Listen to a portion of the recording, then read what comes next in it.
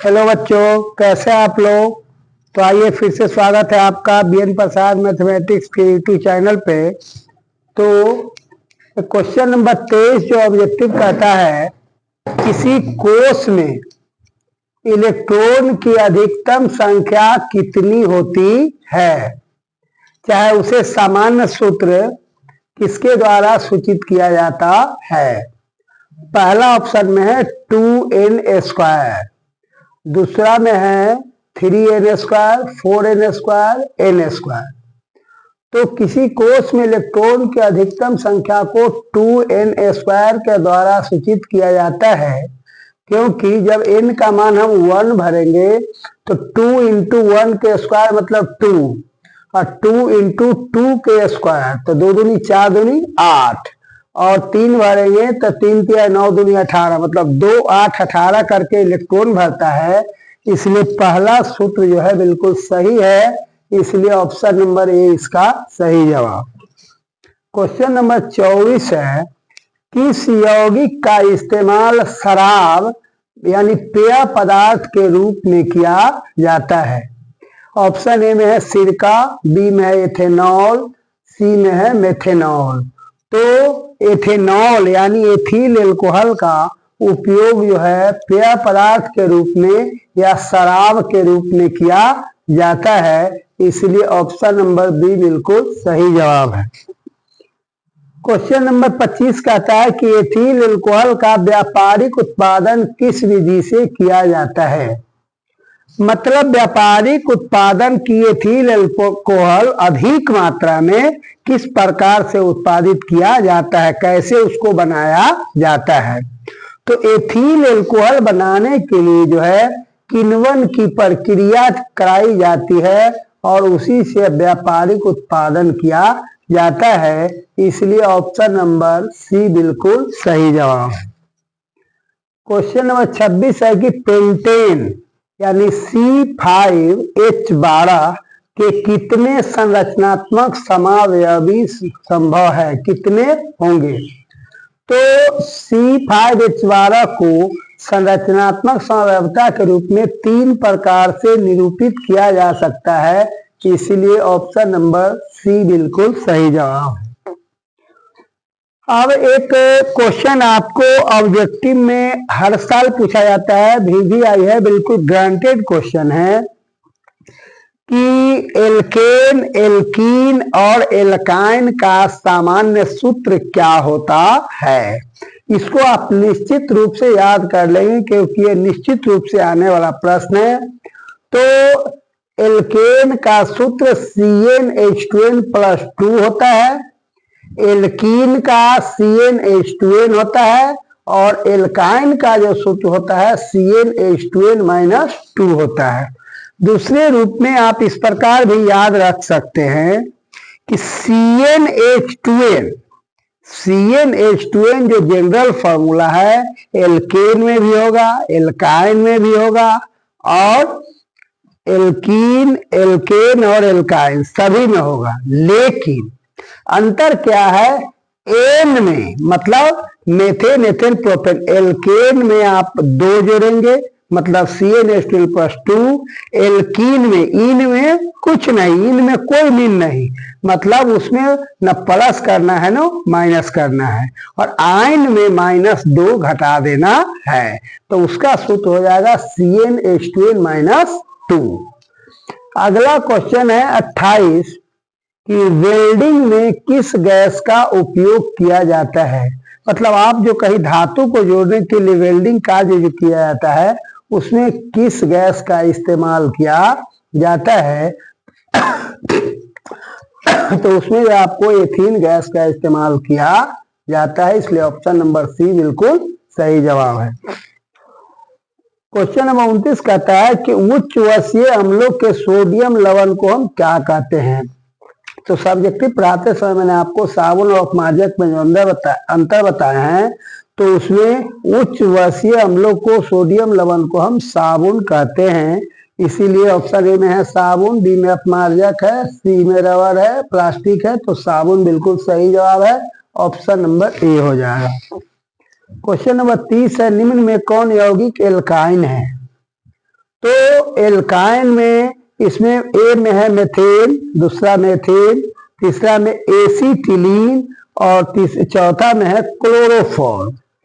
तो एसीटिलीन का, जिसको एथाइन भी आप कह सकते हैं, तो इसे एथाइन भी कहते हैं। तो एल्काइन कौन हो गया? एसीटिलीन, या यहाँ पर ऑप्शन में एथाइन भी रह सकता है। तो यही ऑप्शन नंबर सी 30 का बिल्कुल सही जवाब है।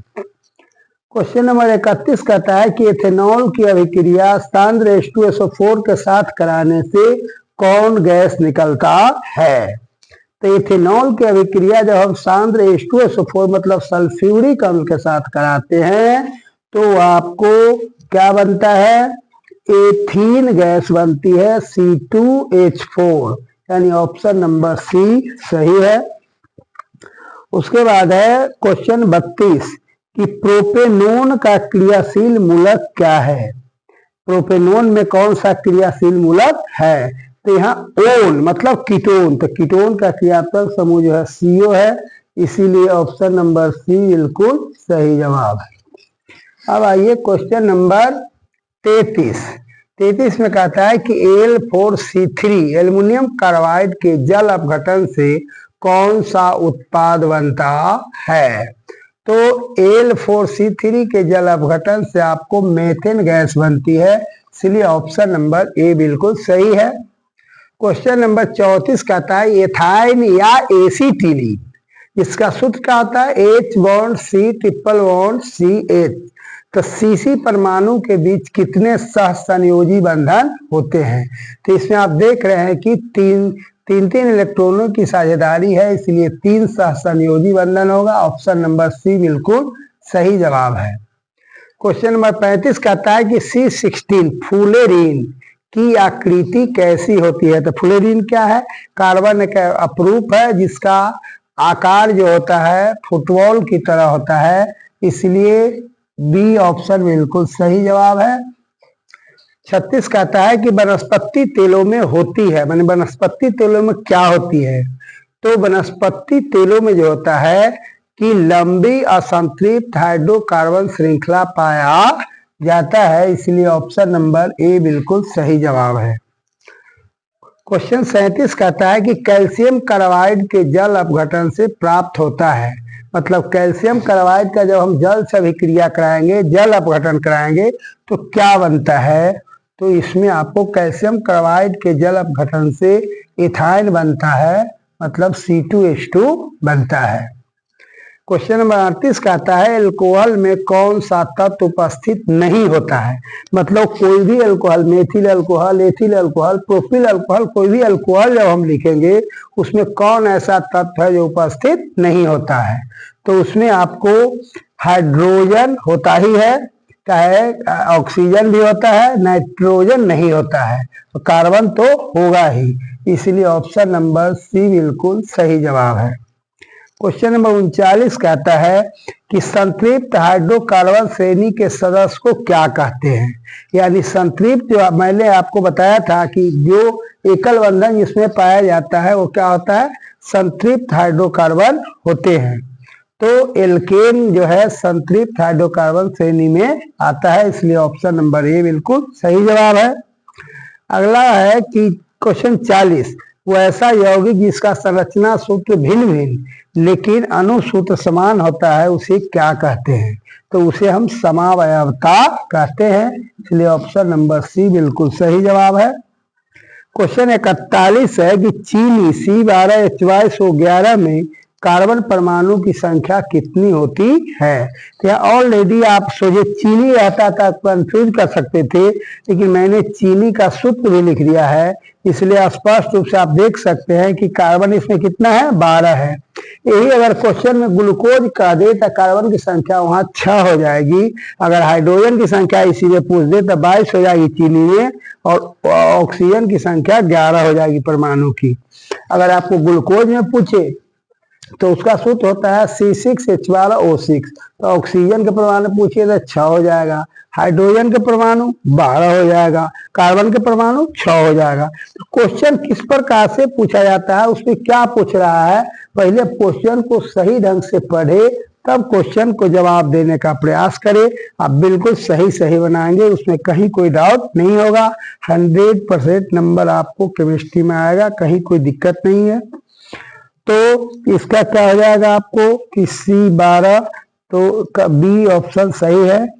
क्वेश्चन 42 है कि संतृप्त हाइड्रोकार्बन क्या कहलाता है, माने असंतृप्त हाइड्रोकार्बन को हम क्या कहते हैं। तो असंतृप्त एल्केन वाला सारा संतृप्त होता है, तो एल्कीन और एल्काइन जो है दोनों असंतृप्त हाइड्रोकार्बन में आते हैं, इसलिए ऑप्शन नंबर डी में कहता है बी तथा सी दोनों यही बिल्कुल सही जवाब है। तो देखते रहिए बीएन प्रसाद मैथमेटिक्स का यूट्यूब चैनल। और आप लोगों से एक गुजारिश है, कहना है कि आप ऑब्जेक्टिव क्वेश्चन जब मैं डालता हूं चैप्टर एंड होने के बाद, उसका व्यू लोग अधिक देखते हैं, लेकिन जब तक आप सब्जेक्टिव क्वेश्चन को नहीं देखिएगा, वो नहीं पढ़िएगा, तब तक पूरा के पूरा ऑब्जेक्टिव देखने से आपका काम नहीं चलेगा। इसलिए मैं आपसे बच्चों से अनुरोध करता हूं कि आप ऑब्जेक्टिव और सब्जेक्टिव दोनों वीडियो को सही ढंग से देखें। अगर आपको 100% नंबर लाना है तो ऑब्जेक्टिव और सब्जेक्टिव क्वेश्चन को आप जरूर देखें, तभी जाकर के आप ऑब्जेक्टिव क्वेश्चन का जवाब दे सकते हैं। जय हिंद, जय भारत।